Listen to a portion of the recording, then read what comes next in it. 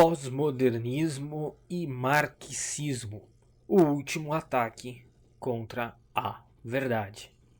Chegamos aqui ao nosso 10º episódio da série História da Verdade, 10º e último, 10º e derradeiro. Chegamos ao final e falaremos hoje um pouco sobre pós-modernismo. É impossível falar sobre relativismo sem falar sobre pós-modernismo. Oliver Talk. Bem-vindo ao seu podcast de hoje.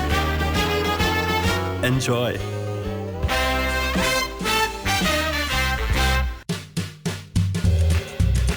Eu sou o Andreas Barreto e seja bem-vindo a mais um Oliver Talk. Então o objetivo de hoje é encerrar a série História da Verdade, encerrar nossa discussão sobre relativismo e também mostrar para vocês como que isso tem a ver com o curso que se encontra à venda no momento, tá? Então fiquem aí atentos, visitem olivertalk.com/curso-globalismo.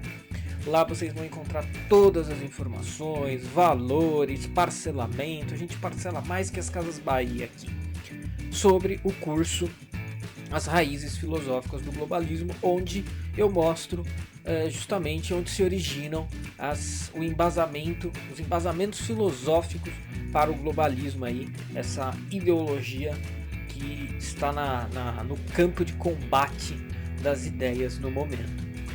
Então basicamente esse é o grande aviso, tá? Hoje é basicamente esse. Quem for membro do Oliver Club tem preço especial, já recebeu o e-mail com esse preço especial. Lembrando que as vendas irão apenas até sexta-feira, dia 16. Então às 23h59 do dia 16 o curso não estará mais à venda. Quem comprou, comprou. Quem não comprou vai ter que esperar uma nova abertura de carrinho, que nós não sabemos quando pode acontecer e se é que vai acontecer. Aproveitem todos e comprem, membros do Oliver Club. Quem não é membro vai ganhar 3 meses de Oliver Club aí para experimentar o Teatro das Ideias e eventualmente até decidir se permanece ou não acessando. E é isso, não deixem então de visitar aí depois do sucesso do curso Jordan Peterson. Estamos aí com o curso As Raízes Filosóficas do Globalismo. Inclusive hoje nós vamos falar um pouco o que toda essa série tem a ver com o assunto globalismo, com o assunto esquerda. Então, minha gente, o que acontece é o seguinte: é impossível falar de relativismo sem falar de pós-modernismo. É muito difícil definir o pós-modernismo. Se vocês forem nas buscas do Google, vocês pelas buscas típicas que as pessoas fazem, as pessoas elas não têm certeza do que pós-modernismo é. E isso é completamente compreensível. Eu diria que o pós-modernismo, vejam, vamos por partes, né? Aristotelicamente ou à la Jack Stripador. O que acontece é o seguinte: o pós-modernismo, ele, primeiramente, se a gente for entender em termos de linguagem, bom, é aquilo que vem depois do modernismo. Mas existe muita discussão de exatamente quais seriam os débitos do pós-modernismo com o modernismo. Se o pós-modernismo ele não seria exatamente um pós, mas ele seria uma exacerbação do modernismo. Existem as pessoas que vão argumentar nesse sentido. Existem as pessoas que vão argumentar que o pós-modernismo, na verdade, ele é praticamente um antimodernismo, porque ele vai ser irracional, irracionalista, né? Enquanto a modernidade vai ser marcada pelo racionalismo, a pós-modernidade seria marcada pelo irracionalismo. Existem as pessoas que trabalham com essa hipótese também. Não se esqueçam aqui, né, esqueci dessa parte do aviso. Não se esqueçam de assinar agora o podcast Oliver Talk, escrito tudo junto no Spotify, no iTunes, no SoundCloud e no Deezer, ou no seu aplicativo de podcast favorito da Google Play ou da Apple Store. Caso esteja ouvindo pelo YouTube, não se esqueça de se inscrever no canal e ativar o sininho para as notificações. Não se esqueçam também de prestigiar o trabalho do nosso querido Mr. Romanini, responsáveis pelas artes responsável pelas artes aqui do podcast Oliver Talk, com a sua loja, a Wake Up Imperium. Então, voltando aqui, então quando a gente fala de pós-modernismo, se a pessoa nunca ouviu falar e ela vai tentar fazer essa interpretação, ela vai falar, bom, o pós-modernismo é um movimento intelectual que vem depois do modernismo, né? Então houve o modernismo e aí está havendo, ou houve também um pós-modernismo. Muita gente fala, né? Então os adeptos da tese de que na verdade o pós-modernismo é uma exacerbação do modernismo, dizem que o nome correto não seria pós-modernismo, mas seria hipermodernismo, hipermodernidade. Né? Particularmente, quem trabalhou com essa tese, vejam, aqui na série História da Verdade, a gente fez um episódio sobre relativismo e modernidade.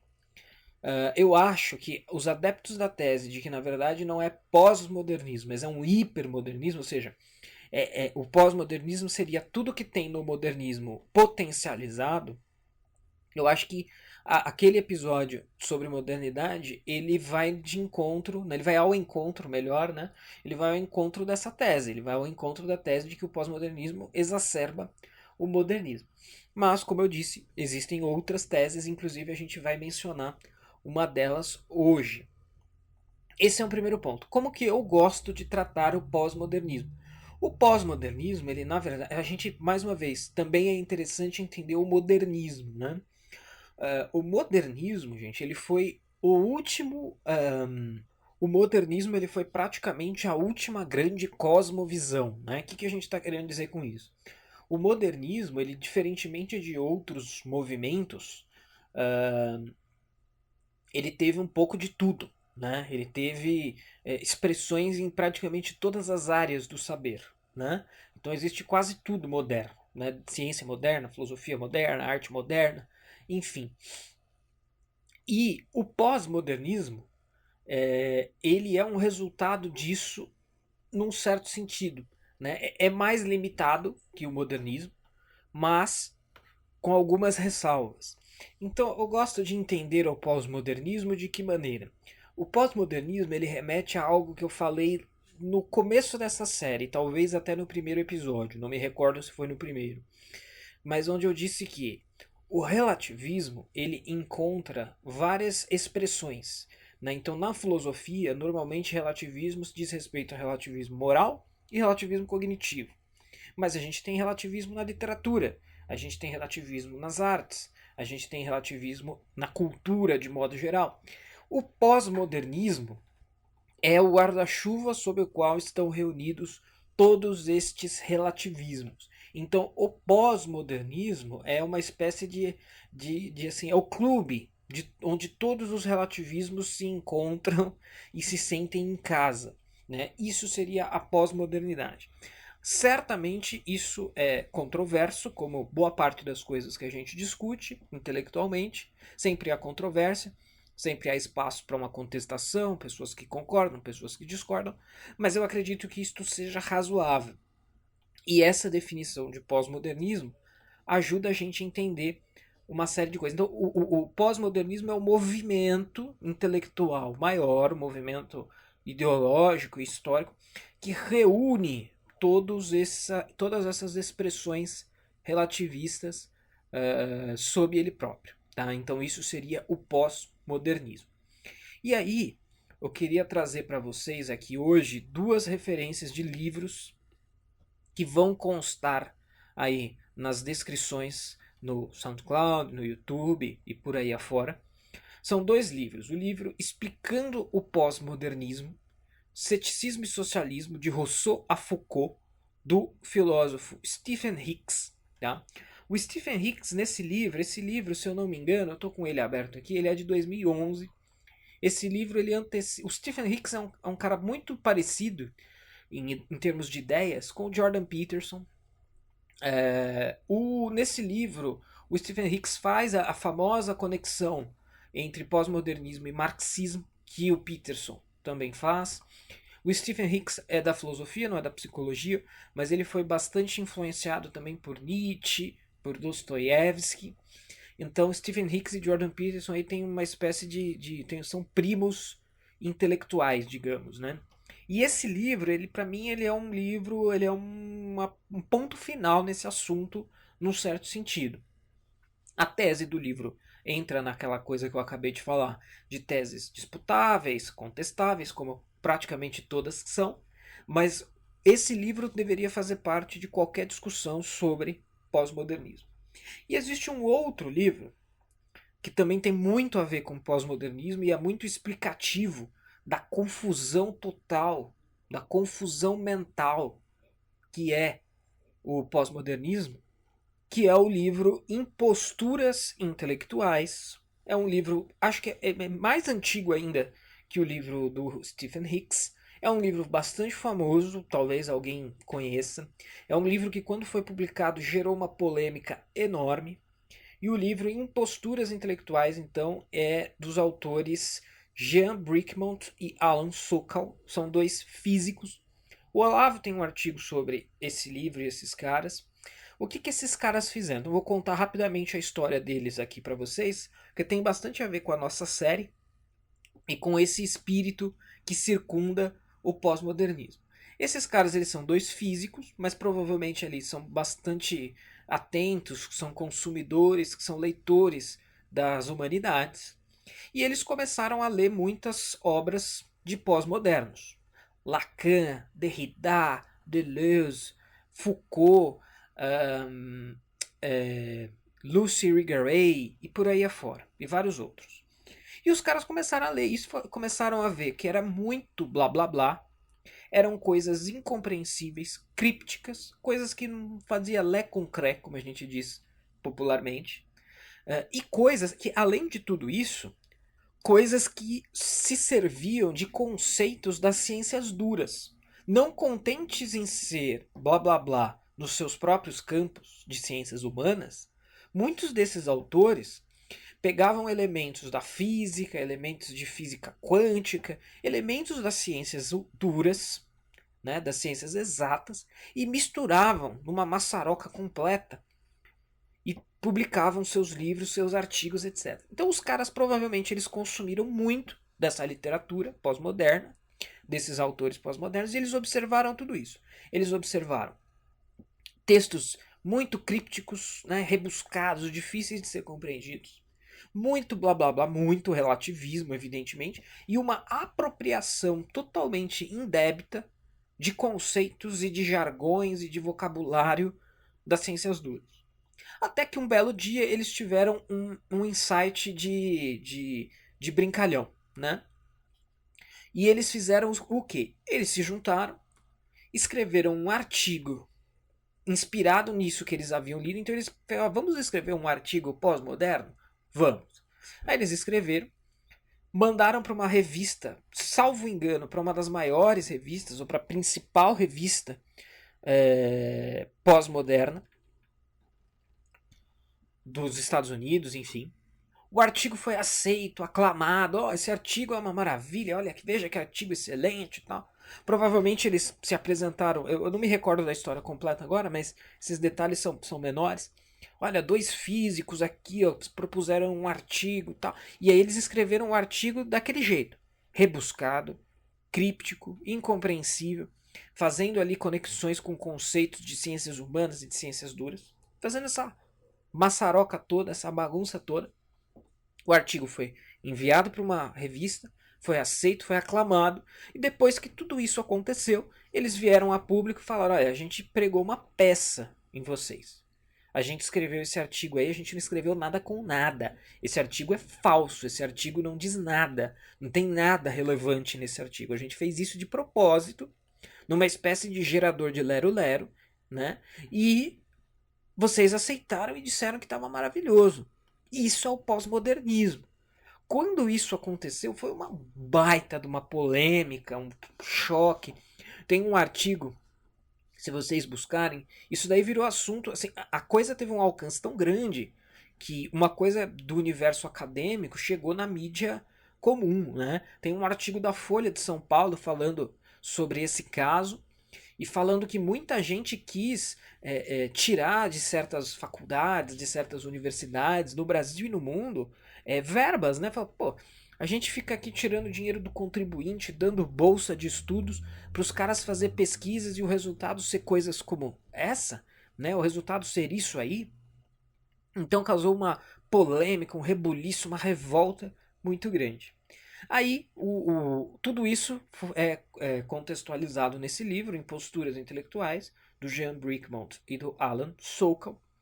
E eles, no fim das contas, eles acabam mostrando que o pós-modernismo não passa de uma impostura intelectual. Né? É um negócio que intelectualmente não faz sentido, é uma grande besteira. Né?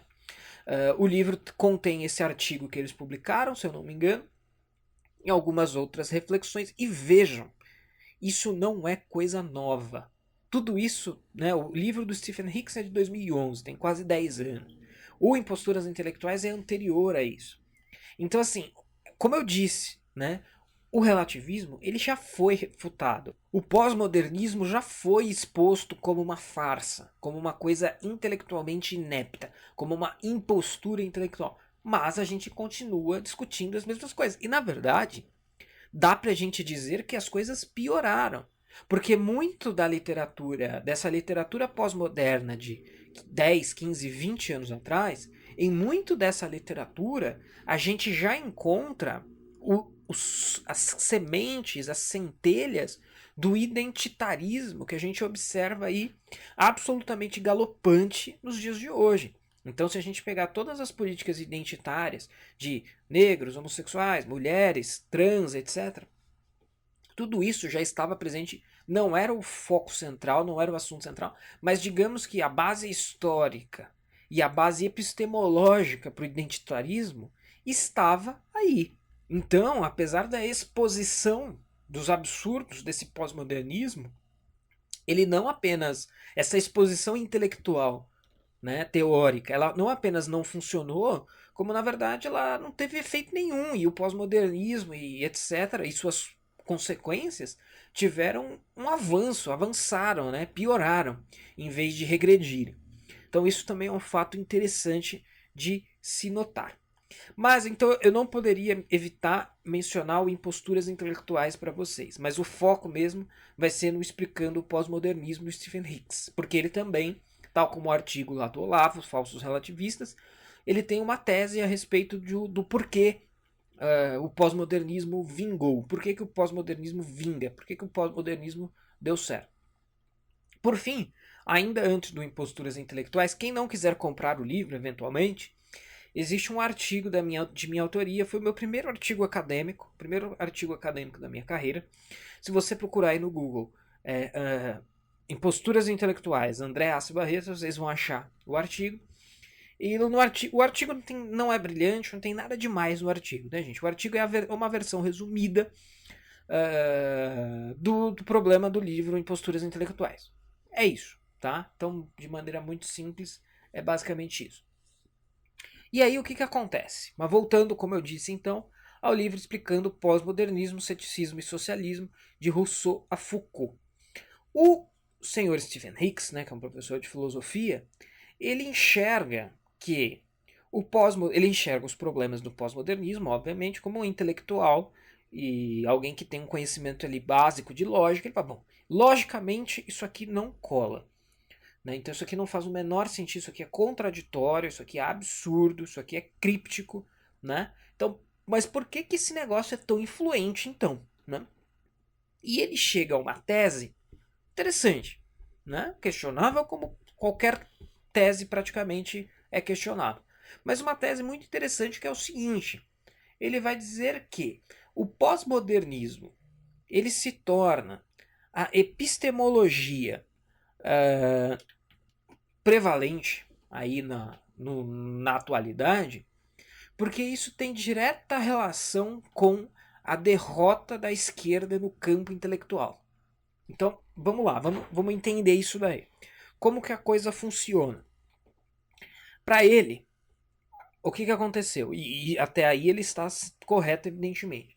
A esquerda, ela perdeu o debate. O socialismo fracassou, o socialismo foi refutado, na teoria e na prática, né? O socialismo foi refutado nesses dois âmbitos.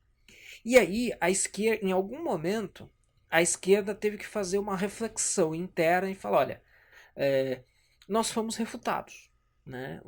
Pela prática e pela teoria. Intelectuais refutaram o socialismo nas suas minúcias teóricas, além, é claro, das experiências práticas frustradas e fracassadas. Então, e agora? A gente pega nosso banquinho e vai para casa, né, vai plantar alface, vai plantar batata e acabou? É o fim da história mesmo do Fukuyama? Não, não. O que acontece? Se o debate racional foi perdido, a solução é... Porque o pós-modernismo, no fundo, ele é um irracionalismo, né? Você não tem a razão como uma régua capaz de balizar qualquer objetividade. Então, se ficar no campo da razão, a derrota intelectual da esquerda fica muito evidente, fica muito clara. Então, nessa reunião interna aí, né, e quando eu digo isso, eu digo metaforicamente, né, não é que os esquerdistas se reuniram e fizeram isso desse jeito, né, mas isso foi uma consequência inevitável de uma tentativa de sobrevivência do pensamento de esquerda. Falava, bom, no campo racional nós perdemos. Então, uma epistemologia que se baseie na razão não nos é interessante. Não interessa para nós uma epistemologia calcada na razão. Então, o que a gente precisa fazer? Vamos abolir essa epistemologia calcada na razão. Agora a gente vai falar, olha, não, fatos.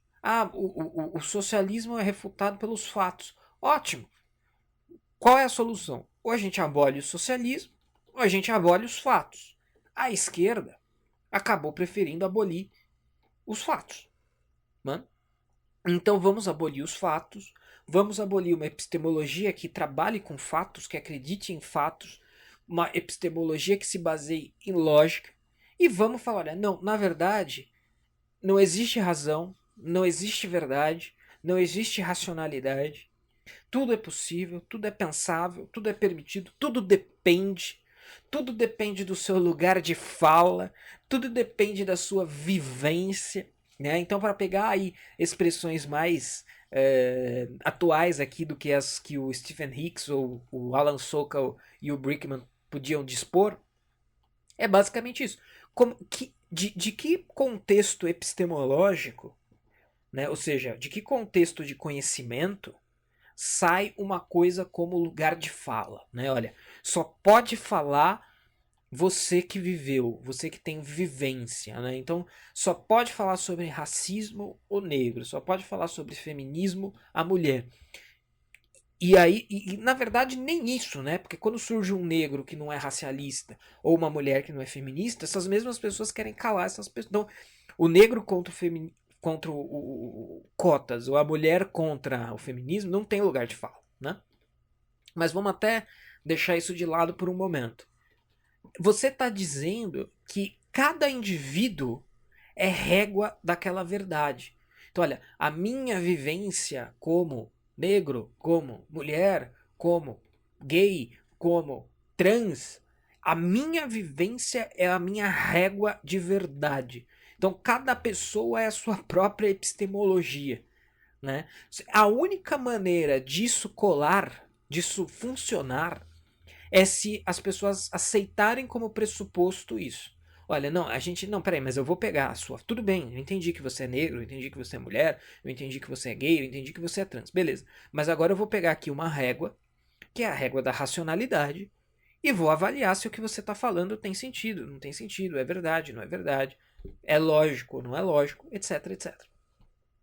Isso precisou ser removido para que esse tipo de coisa vingasse. Coisas como lugar de fala, a vivência, o próprio identitarismo, né? Existe a verdade dos negros, a verdade dos gays, a verdade das mulheres, a verdade dos trans e por aí vai, né? Então, para que isso funcionasse, uma epistemologia baseada na razão precisava sair de cena e uma epistemologia irracionalista precisava entrar em cena.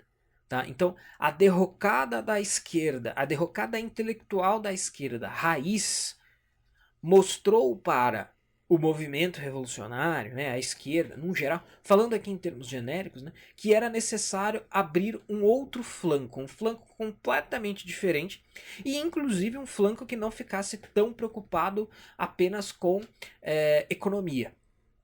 Então não se trata, porque aí tudo bem, a derrota do socialismo, do comunismo, etc., é uma questão econômica, como nós bem sabemos, e por aí vai.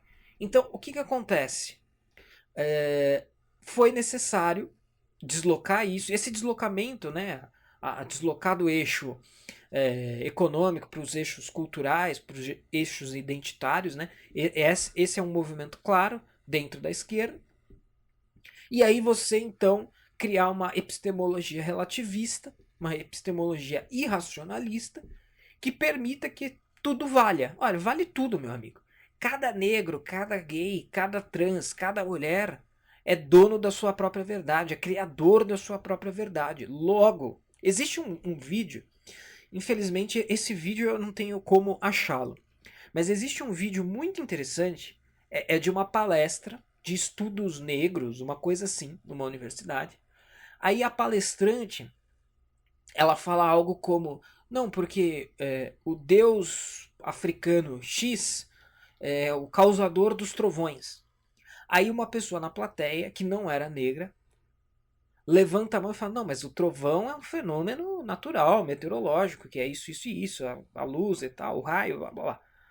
E aí a mulher fica muito, muito brava e fala, não, não, primeiro, cala a boca, você não tem o direito de falar isso não é verdade. É verdade sim que o causador do trovão é o deus babalalá, que ela cita lá.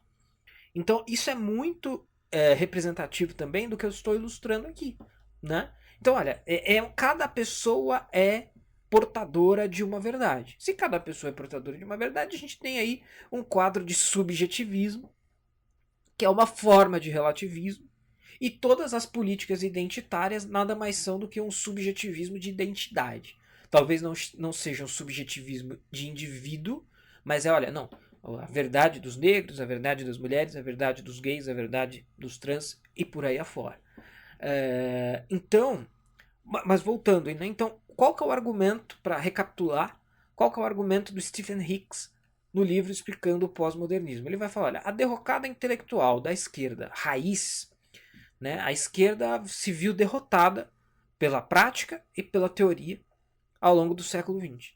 Então eles precisaram colocar alguma coisa no lugar.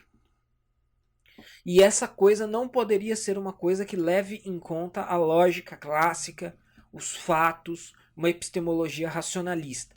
Tanto é que o Stephen Hicks ele vai dizer que o pós-modernismo, a tese do Stephen Hicks não é aquela tese do pós-modernismo como hipermodernismo. Na verdade, é do pós-modernismo como um antimodernismo. Por quê?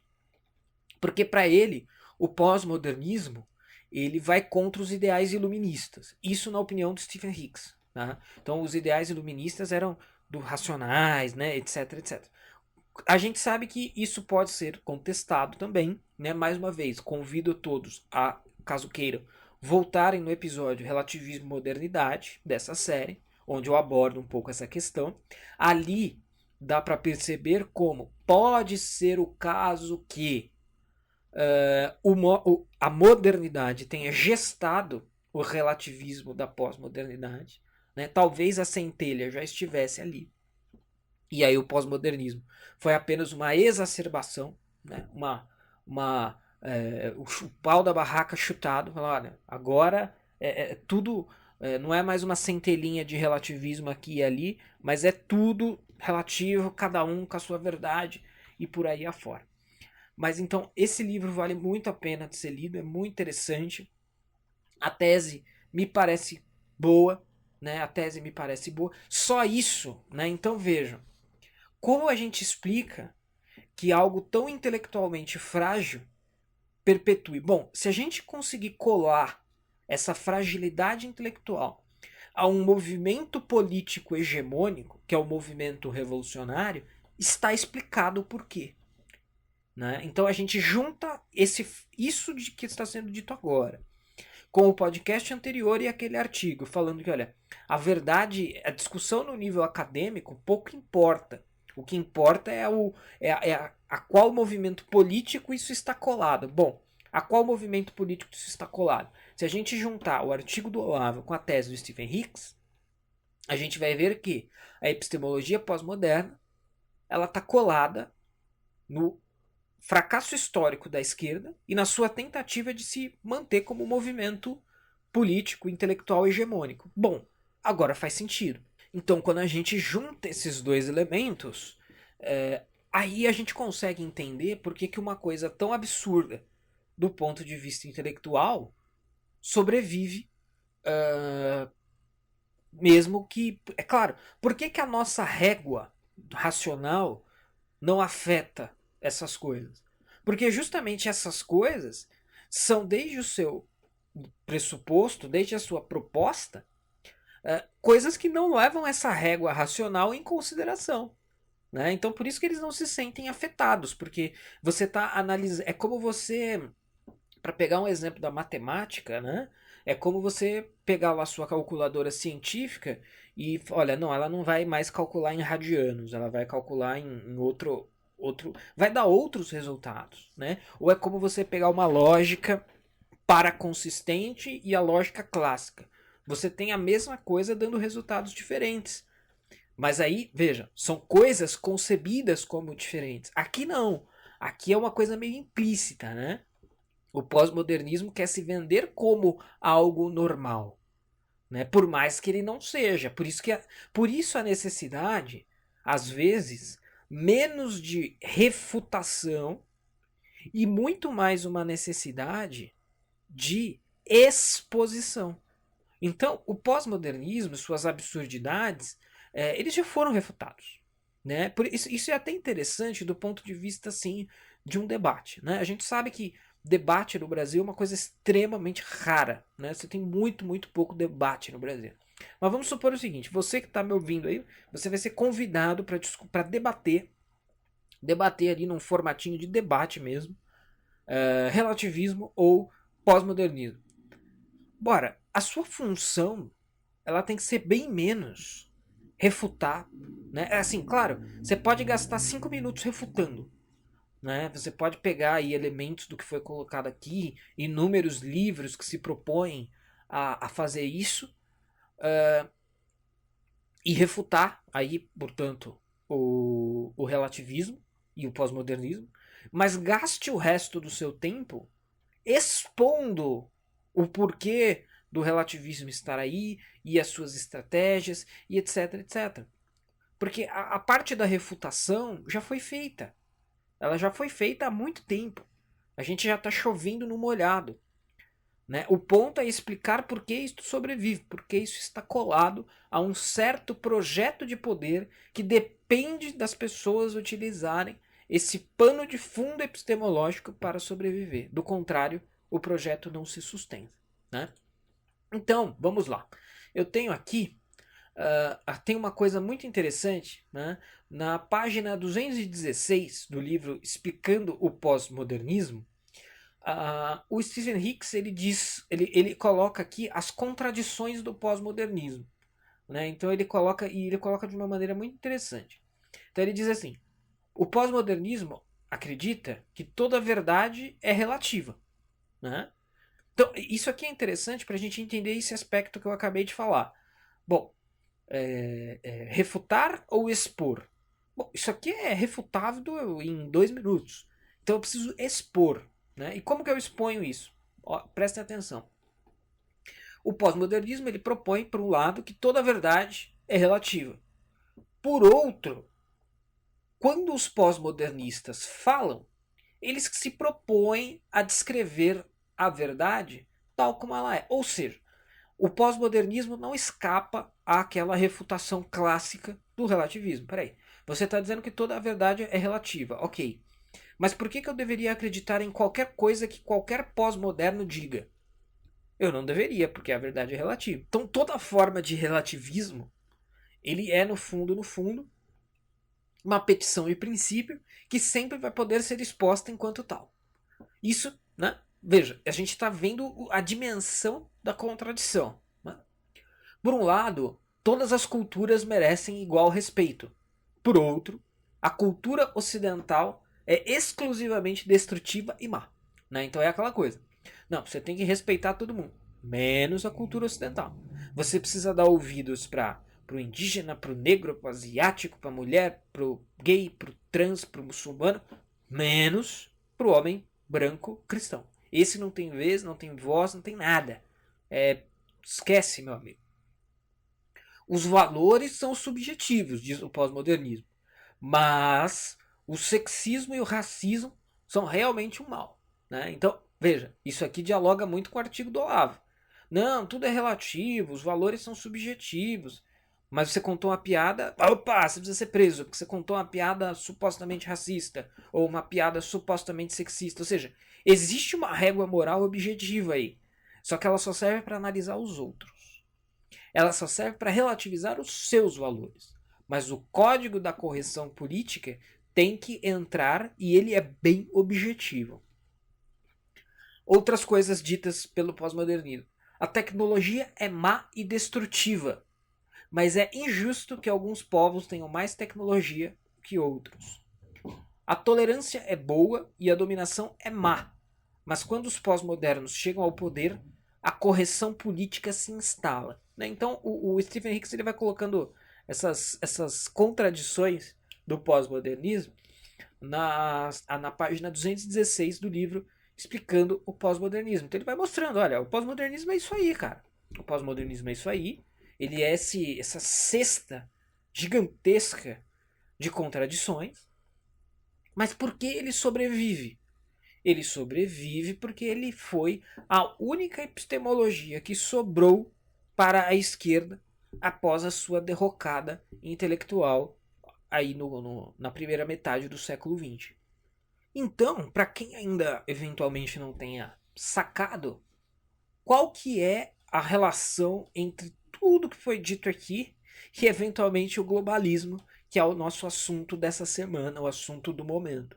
Todo o projeto da esquerda precisa ser compreendido, ilustrado, pensado e eventualmente refutado, embora a refutação tenha uma função bem menor do que a gente imagina, precisa ser pensado à luz dessa nova epistemologia pós-moderna, tá?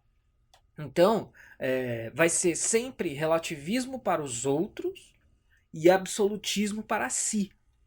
Né? Eu até falei isso, salvo engano, no podcast anterior, que como a gente já está numa fase tão avançada, que talvez isso daqui tenha um valor apenas, isso tudo que eu disse, tem um valor apenas histórico. Porque, na verdade, os pós-modernos eles já venceram. Toda a campanha publicitária agora, todo influenciador digital, futebol, tudo está baseado no identitarismo. Então os caras já conseguiram. A gente já passou da fase de relativização dos nossos valores. Né? Eles já impuseram os valores objetivos deles. Então, nesse sentido, também é uma prova desse fracasso de ficar tentando refutar as coisas. Bom, as ideias deles foram refutadas. O que isso adiantou? Nada. Toda corporação coloca arco-íris no seu logotipo uma vez por ano. Então, ou seja, os valores objetivos deles já são os valores objetivos comuns. Né? Então, assim, já passou, eles já conseguiram relativizar os valores dos outros e já conseguiram instalar os valores deles no lugar.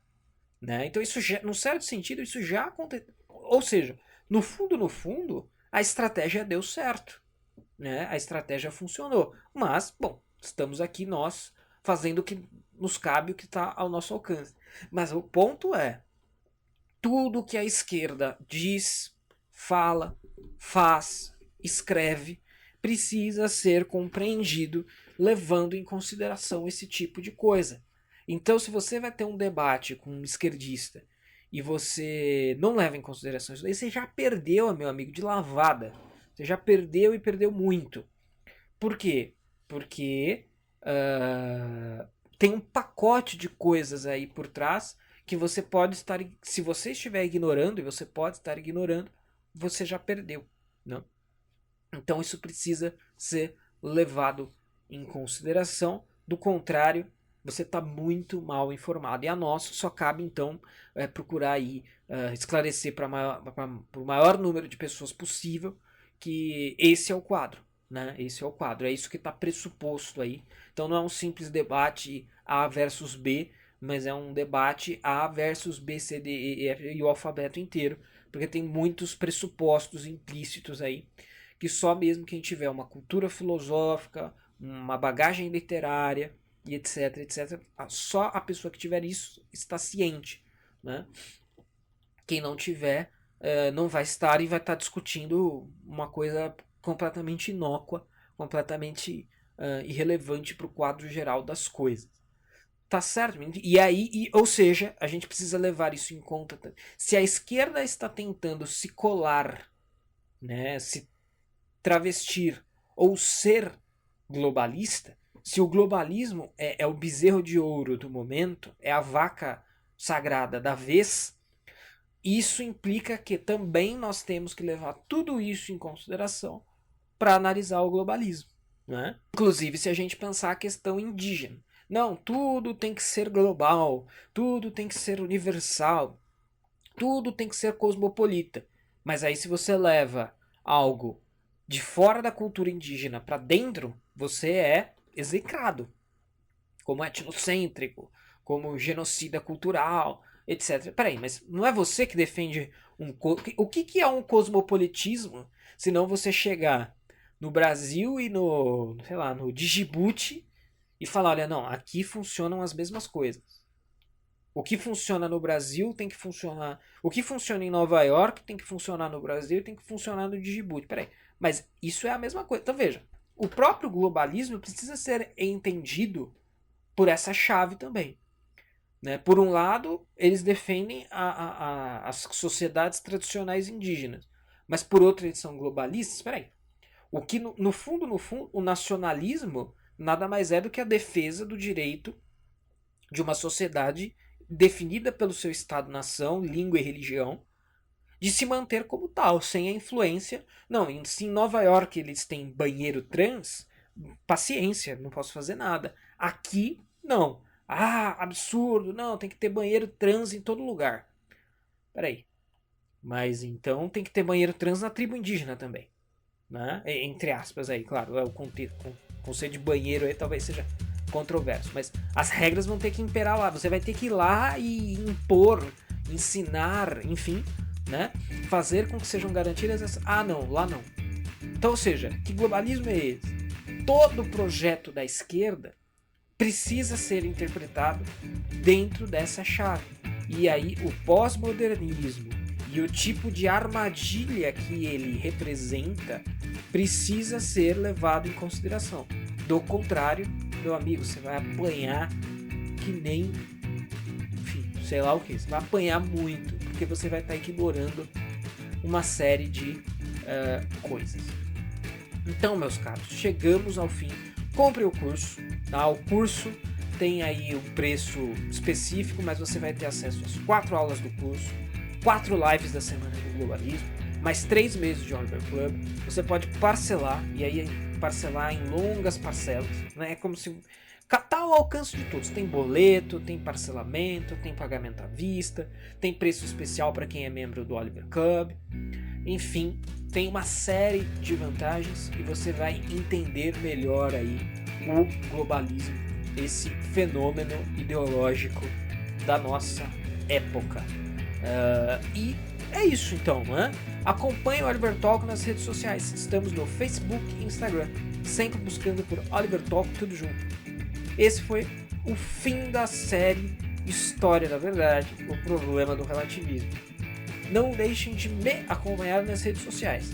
Basta procurar por André Asparreto no Facebook e no Twitter. Muito obrigado e até a próxima. Oliver Talk.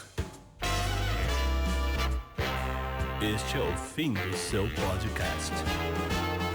Muito obrigado.